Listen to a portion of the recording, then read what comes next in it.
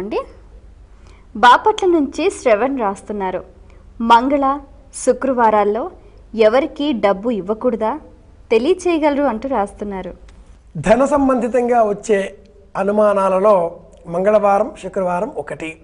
ఆదివారం నుంచి శనివారం వరకు ఉండే 7 వారాలలో హైందవ ధర్మంలో సెలవ అంటూ ఏ వారానికి లేదు.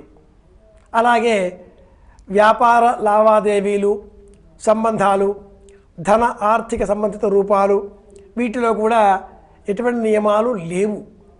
కేవలం మంగళవారానికి కుజుడు ఆధిపత్యం కలిగి ఉంటాడు కనుక, కుజుడు యుద్ధకారక గ్రహం కనుక ఎవరికైనా మనం డబ్బులు ఇస్తే తగువులు వస్తాయేమో, జట్టీలు వస్తాయేమో, పేజీలు వస్తాయేమో అనే భయం కొద్దీ మంగళవారం నాడు డబ్బులు ఇవ్వకూడదు అనే ఒక వాక్యం లోకంలో ప్రచారంలోకి వచ్చేసింది.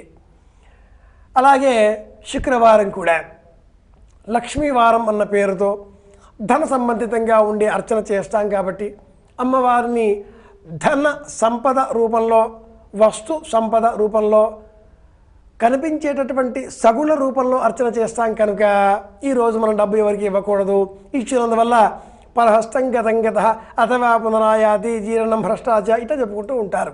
కనుక మంగళవారంతో పాటు శుక్రవారం కూడా డబ్బులు ఇవ్వకూడదు అంటూ ఉంటారు. నిజానికి సంప్రదాయంలో మంగళవారం కానీ శుక్రవారం కానీ ఈ నియమాలు ఏమీ లేవు తల్లి. ఇవి మనం మనస్సుకు పెట్టుకున్నటువంటి మాత్రమే. సంప్రదాయంలో అమావాస్య తిథి మాత్రం ఆచరించే తిథిగా చెప్పబడి ఉంది. ఆ రోజు మనం డబ్బు ఎవరికైనా ఇస్తే ఆ డబ్బు మళ్ళీ మనకి తిరిగి రాదు. మంచిదే కదా. డబ్బు ఇచ్చినందువల్ల శుక్రవారాలు మంగళవారాలు కూడా ఇస్తే తిరిగి రాదండి, వస్తే మళ్ళీ మన బంధనాలు ఉంటాయండి. ఇవ్వడం బంధనాలు పోగొట్టుకోవడం కోసం అనుకుంటే మట్టుకు ఇవ్వడం శ్రేష్టమే.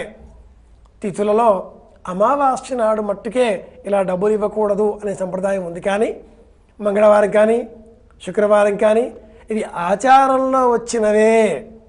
శాస్త్రాలలో ముఖ్యంగా ధర్మశాస్త్రాదులలో ఎక్కడా కూడా ఇలా ఆర్థిక సంబంధితమైన విషయాలలో వారం నిర్ణయాదులు ఎక్కడా లేవు. ఇది గుర్తుపెట్టుకుందాం. సమయం ఉంది. సూర్యాస్తమయం అయిన తర్వాత డబ్బు ఇవ్వకూడదు, మళ్ళీ తిరిగి రాదు. ఇది వారంతో సంబంధం లేకుండా ఏ రోజైనా కూడానండి. సూర్యాస్తమయం అయిన పిమ్మట మళ్ళీ సూర్యోదయం అయ్యేంతవరకు డబ్బు ఎవరికి ఇవ్వకూడదు. స్వర్ణం బంగారం ఎవరికి ఇవ్వకూడదు. ఇది గుర్తుపెట్టుకుందాం. మరే ఉత్తరంలో